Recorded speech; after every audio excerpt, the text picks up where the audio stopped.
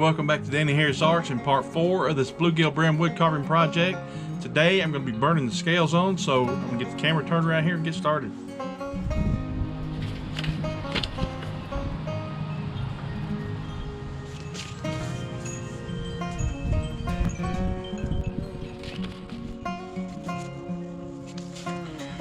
So I'm going to have probably 3 different scale sizes. There may be even another line through here where they get just a tiny bit smaller. So everything in this circle here will be one size, and then they'll start getting smaller towards the top of the back, and then towards the caudal peduncle part of the tail, right underneath, and all the way up to the belly. This might come a little bit down, closer down here. So I'm just kind of thinking out loud right now for the scale pattern I want on it. So I'm going to need 1, 2, 3. I'm probably going to go ahead and do 3 different scale sizes, and I think I've got smaller ones that I don't have to make that'll do these. That'll work for that. So let me draw in the lateral line here.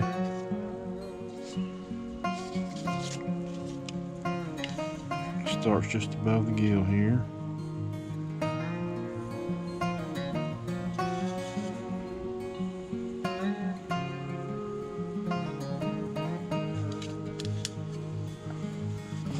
So this will be my lateral line.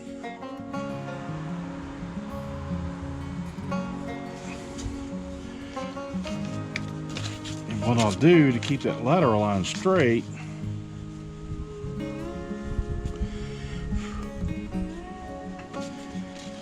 is I'll burn the scales on that lateral line first.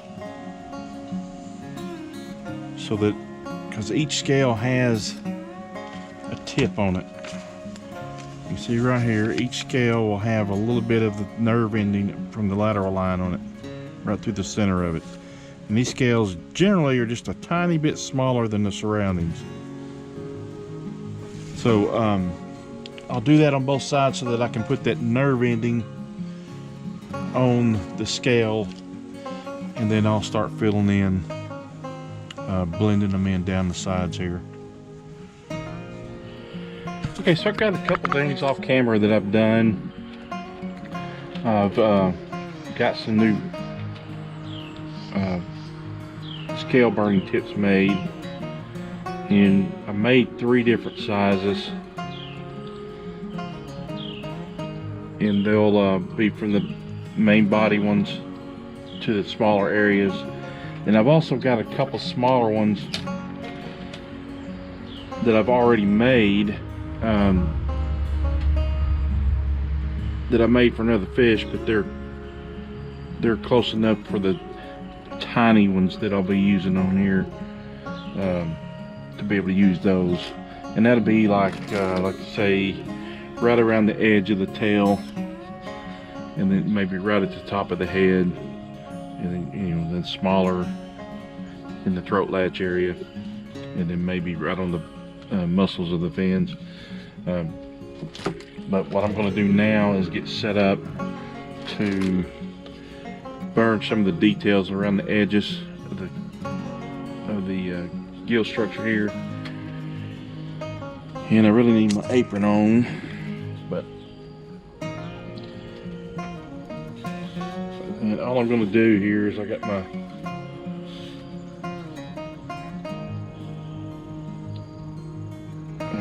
wood burner set up here.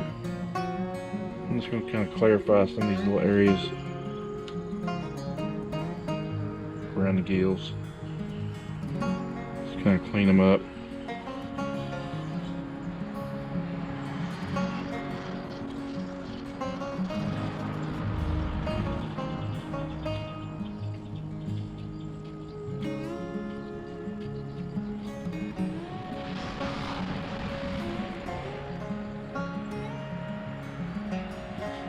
you get the idea. So I'm gonna do the rest of it off camera, and then I'm gonna set up to start the scales here.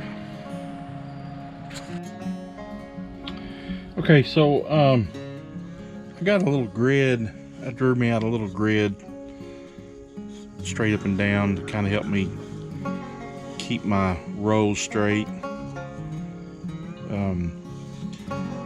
I don't follow them. It's just a general guide that kind of helps me stay online here.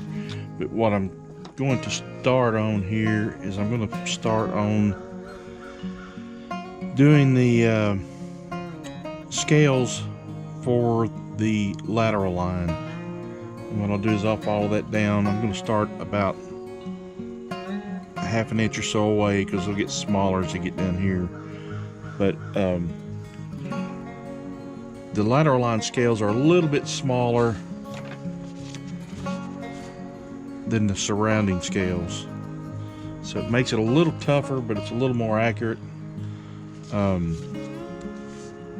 So I'm going to start on the non-show side, just in case I screw it up. You'll have to excuse the road noise. They're doing some construction down somewhere. And there's huge cement trucks going all over the place. About every 15 minutes there's a cement truck going by. I think I've said this before on here. I miss the days when we first moved out here in the early 70s. I could sit out here all day and for hours and not see a car go by.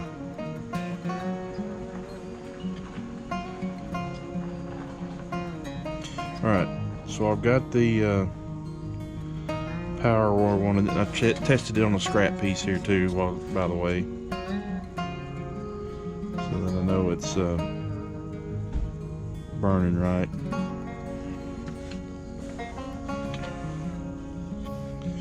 So I'm going to start right on the lateral line here.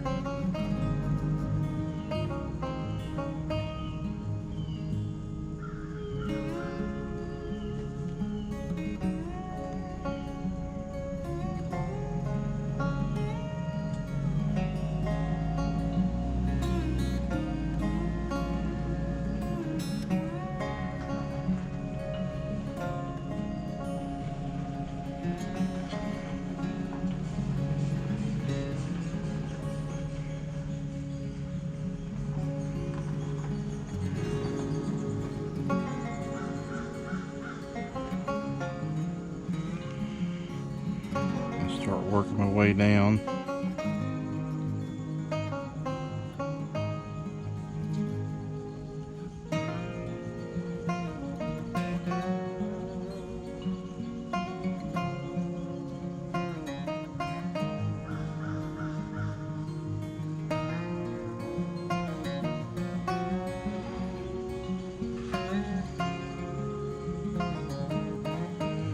And if you'll notice, let me draw you out this thing here. I've talked about this before, but if you'll notice, when I burn the scales on, I don't make one burn here. See if you can see this here. Let me get a scrap piece of paper here.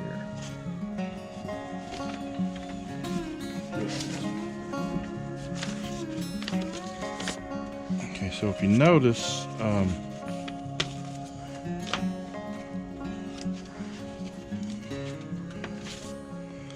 do this where you can see here too. All right, let me set up in a minute. All right, if you notice, when I burn the scale, I don't go right next to it and burn the next one. I burn the scale, and then I skip a little bit and burn the next one next to it. They don't go right. They may do in some areas of the fish, especially when they get small, but they're not butted up against each other like that. that's not accurate. So you leave a little space in there.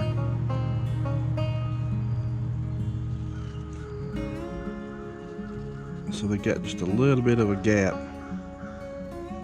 And it'll be different on different fish, but on the bluegill and bass and crappie, they're not butted up against each other.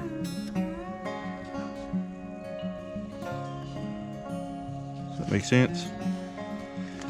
So that's what I'm trying to do here on the leaving just a little bit of a gap between them. And you'll see that more when I start going down.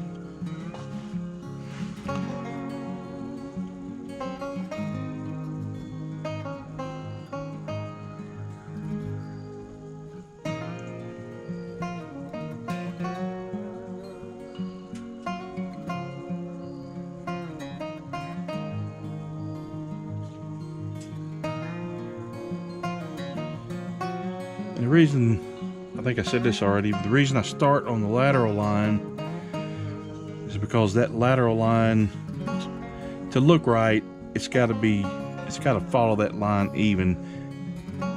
And what the lateral line is, let me draw that picture up for you. It's a sensory, nerve sensory that fish have, kind of like an ear, I guess.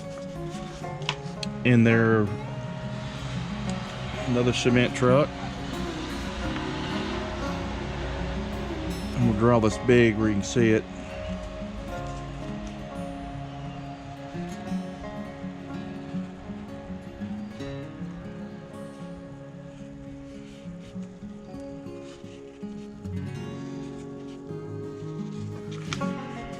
On each scale, there's a little sensory nerve ending on the lateral line, and it's just a little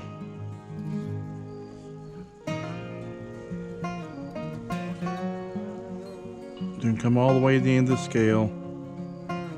It's just a little nerve ending. It's kind of a little oblong, little shape, kind of like that. So I'll show you how I do that when I get ready to burn it. But that goes all the way down. It goes all the way down from the head, all the way down to the base of the tail. And it's, in essence, it's just it's kind of like an ear. They can feel vibrations in the water with that. And depending on where the line is on the body, they know exactly what direction that vibration is coming from.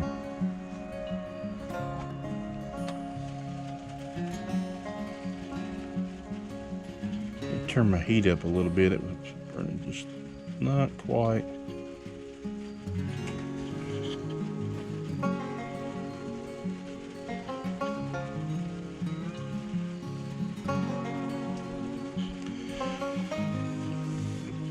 I'm also, when I burn the scale, I touch and then I pull. So it's giving that relief behind the scale and then smoothing it out in front of it.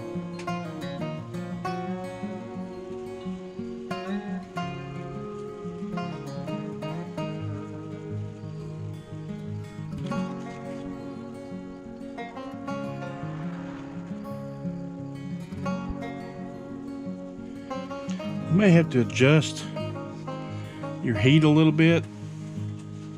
This is Tupelo. I use Tupelo, and it's a medium soft wood, but sometimes there's harder areas. It depends on the grain, how close the grain is together.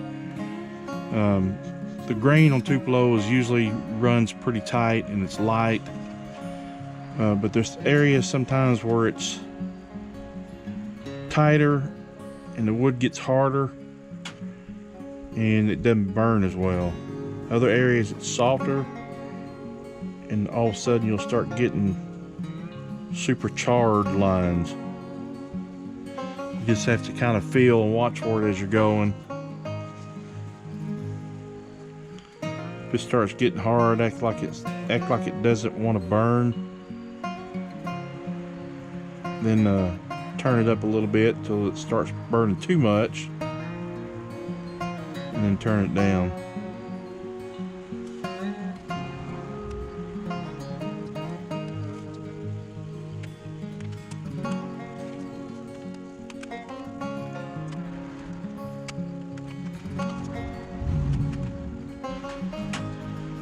Alright, I'm going to stop right there because I'm going to switch to a smaller one, the next size down. And a little bit farther here.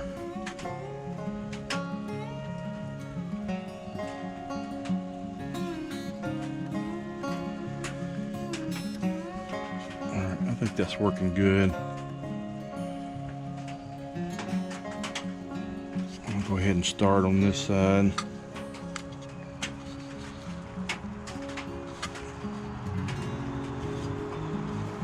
Above the ear there.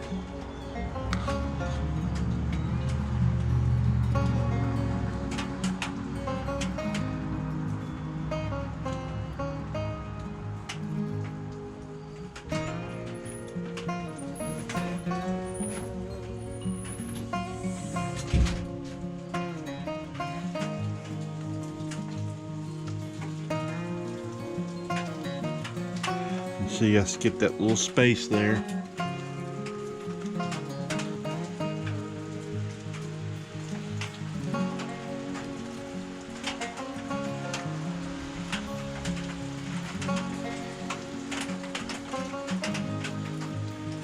Let me draw my lines on here where I want to stop also. Go with smaller ones.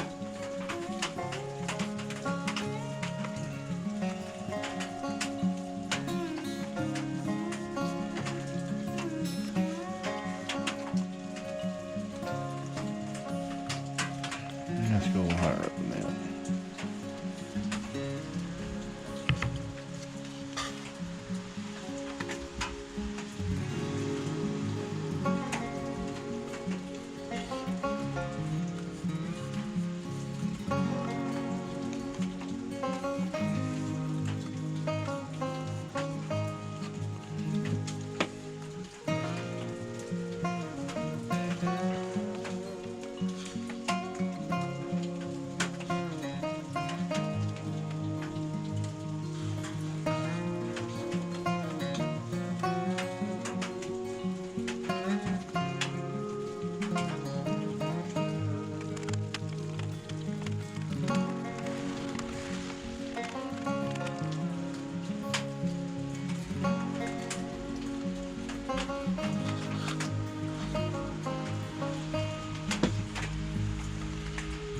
Bit of carbon build up there. Look at this other one. Sometimes you can just take a piece of wood too and do it. Just kind of rub it.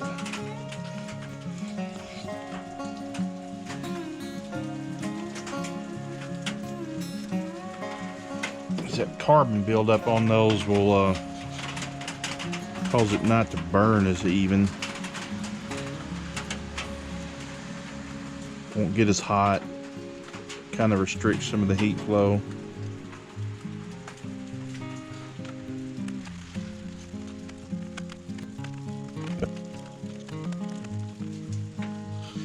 Then when I get all these done, I get to go on and put growth rings on all of them.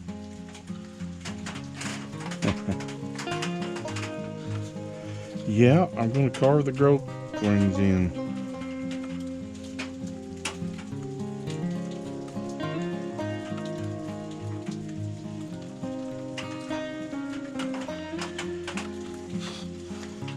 Say it probably wouldn't be noticed by a lot, but the judge will notice it.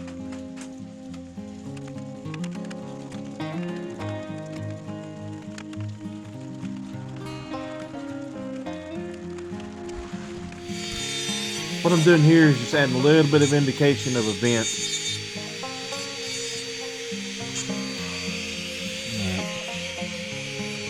It's not much, but like I say, the little details can make a difference.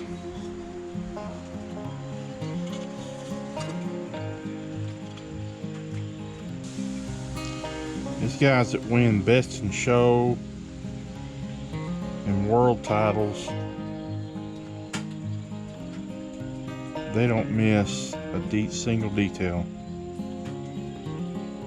That's why they're the best. They've been doing it for 30, 40 years, and they've learned how to watch for those little details. I've said this before in some of my other videos. You know, I've only been carving about 3 years. I wish I had started carving 30 years ago or 40 years ago. Maybe I'd be master by now. I've been drawing and painting all my life. Sold a bunch of paintings, was in a gallery for years. But I just started wood carving about 3 years ago. I think I've said this already too. The first fish I carved was a crappie. And the second fish I carved was a bluegill. And it was also my very first YouTube video was the bluegill. So if you want to see the difference and how far I've come, you can check that video out. But I carved that bluegill and the crappie, the first crappie, which is not on video. And I didn't know a thing about it. I had watched some YouTube videos and jumped in and started doing it. All I had at the beginning was a Dremel. The first bluegill I carved this fins out of Lexan plastic. Also did that on the crappie, but those were the only two I ever done that on. A guy I met online, kind of been a mentor to me since I've started. David Okonski. He sent me a bunch of patterns. He's also the one that taught me into entering the competition. Let's see if I can wrap these belly ones here and show you how to make them blend a little better.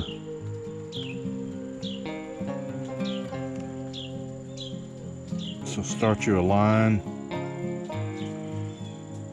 Don't go all the way across, just go part way.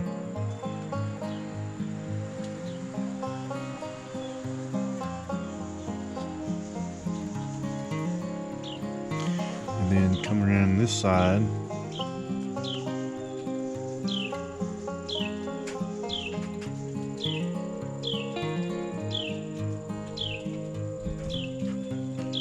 And blend them in. It's a lot easier to blend them instead of going straight across and trying to match this side. Meet in the middle.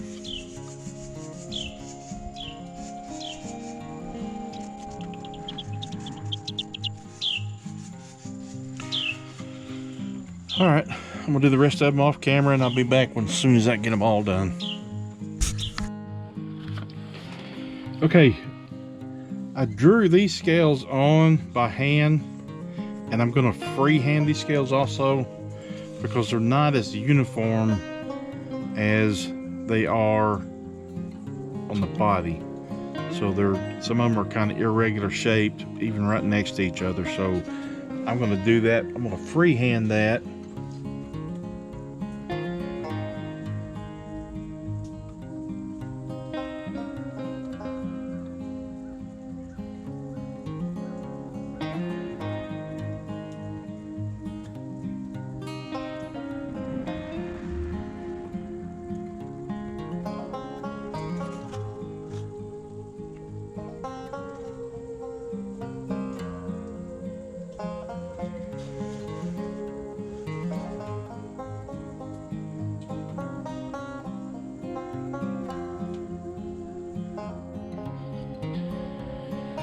Alright, I'm going to go ahead and I already done one eye hole, and I'm going to do the other one.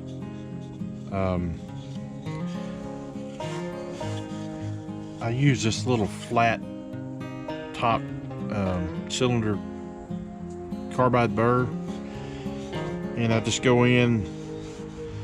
It cuts on the top and the side, and I just go in and start cutting a little bit. And I got my eye hole drawn out here.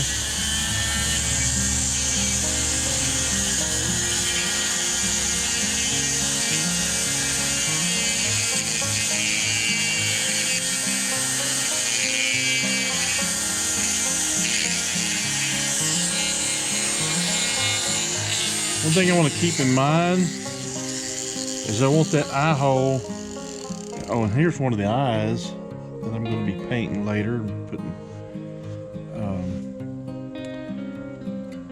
resin on, and you can watch that video and it shows how to do that.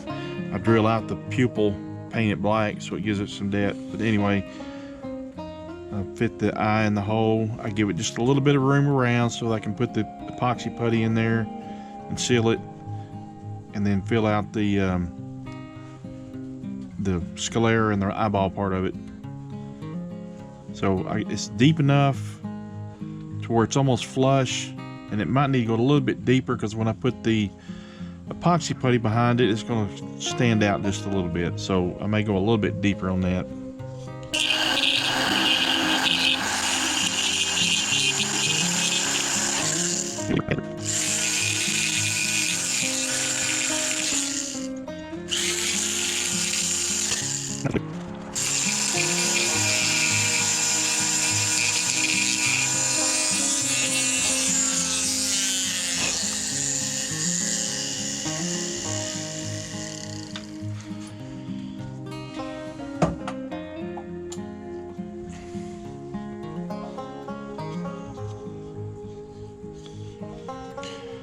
All right.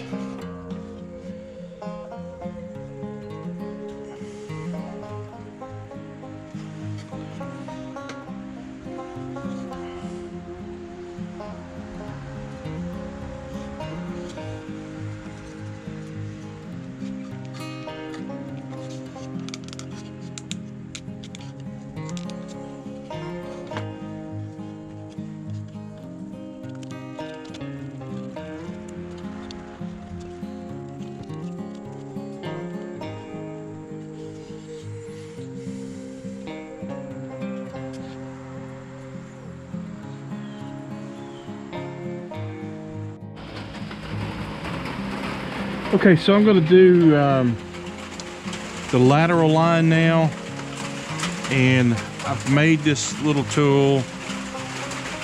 It's the same wire I used to make the fish scales out of, fish burning scales. I hope you can hear me okay because it's raining. But I just got a little flat side there. I think you can make that out. A little short side here.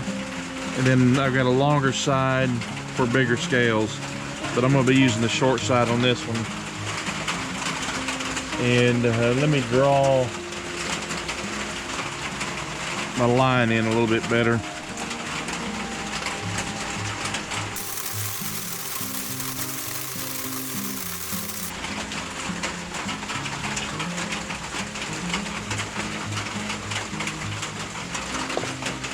All right, so all I'm going to do, I've started here,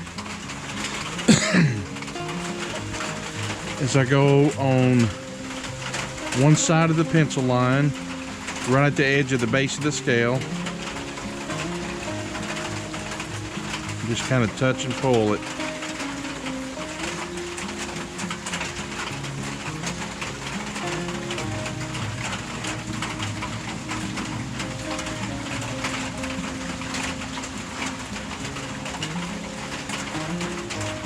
We'll do that all the way down, and then I'll turn it around. Get this where you can, I don't know if we can get this where you can see it or not. So I'm using my short side here.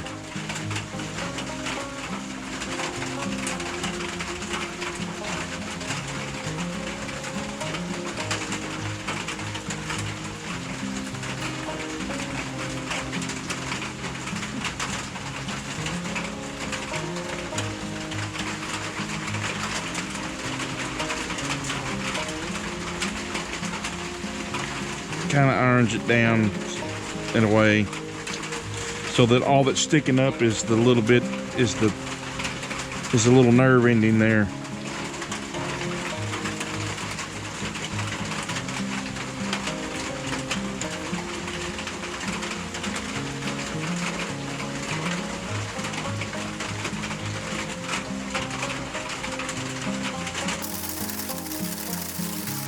You don't need it real hot. You just want to, you're basically just kind of ironing down. You're burning it, I guess, but it's more of a flattening it out.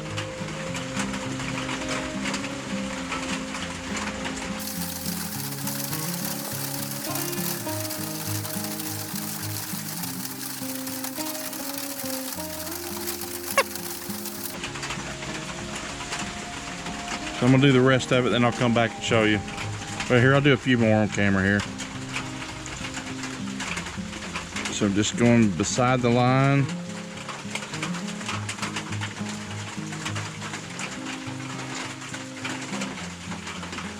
And it's leaving that little bit of a divot there.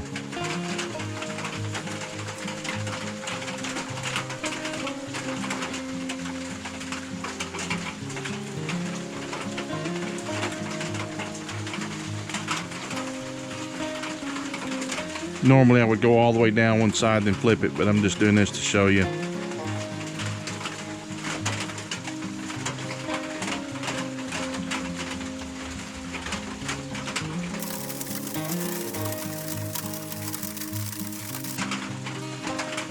Okay, so you get the idea. Let me finish these off camera and then I'll come back and show you the finished one. Okay, so there's the lateral line.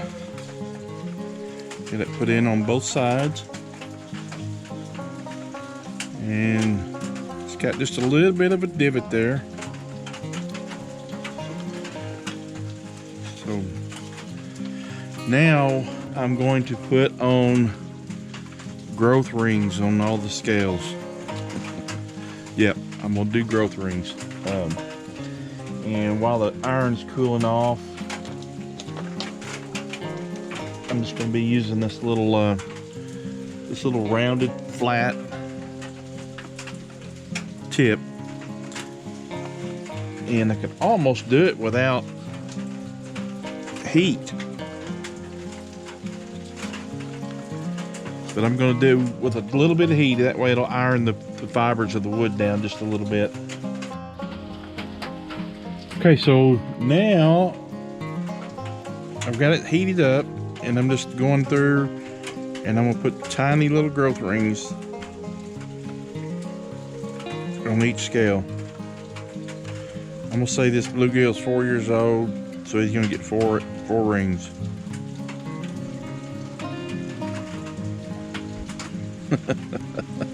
You know I'm kidding, right?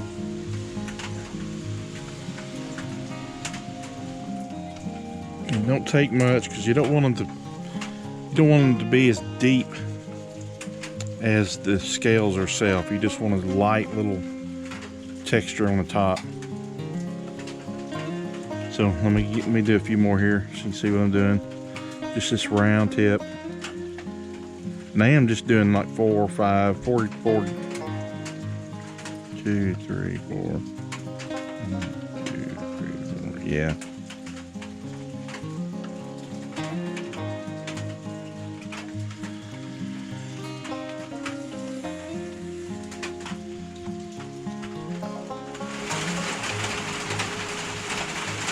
All right, I've got them all burned in, and I've just been going through and giving them just some little striations here that probably won't show up in the final paint, but they may. I burned these just a little bit deeper than what they would be on a real fish, because once I get the paint on them and the gesso and the paint, it'll kind of fill in some of these ring marks.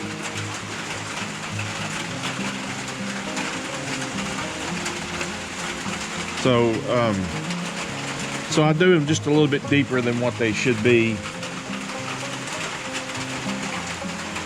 but it's all done. I got to mount the fins on it now and start working on the eyes, get the eyes painted. Okay, that's going to be it for part 4 of this Bluegill Bream wood carving project. Part 5 coming up, I'm going to be mounting the fins permanently, sealing it, mounting the eyes, and getting it prepped for painting. So if you have any questions or comments, you can leave for me in the comment section below. And if you're new to the channel, I'd really appreciate it if you consider subscribing. And if you'd like to keep up with this project or any future projects, be sure to hit that notification bell and give me a thumbs up if you like these videos. So see you guys on part 5.